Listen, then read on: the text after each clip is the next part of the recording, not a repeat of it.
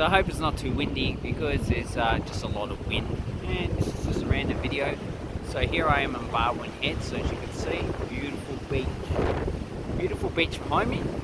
And if I turn around here, we have some Aeolian sand deposits. So these are sand dunes.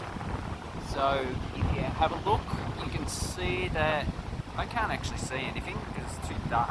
Oh, there's my finger. So if you can see the actual lines, lamination in the sand dunes. So these have been brought up. So they've been brought up from the beach there. So the sand has been deposited on the beach right there, and it's been blown all the way up into the actual dunes, and they form a thick deposit. Now these are Pleistocene to Holocene, so they're pretty recent. They're 1.5 million to recent. They're still being formed, and as you can see, they are also being eroded and deposited and eroded.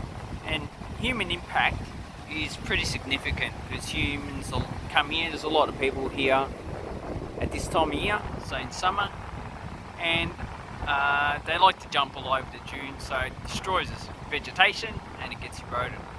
But that's basically what you'll find in Barwon's Heads and along the 13th beach, or whatever they call it here. As you can see behind me, the sand dunes go all along this coast here. And if we turn around, you can see the sand dunes go all the way down that coast. It's actually quite a long way. So that is the Holocene, Pleistocene, Holocene, Aeolian sand dunes. They're pretty much calcium carbonate. So if you look at the sand here, also is probably has some silicon as well. We do have some of the newer volcanics that actually erupt towards the ocean, and the basement rock here is generally either newer volcanics or limestone. So that's what I've actually found out. So I'm not too familiar with this actual coast, so this is actually a learning process. I'm just an amateur geologist. I'm not a professional one, so don't take it off by heart. If I actually say something that's incorrect, then I would actually like to be corrected. But as you can see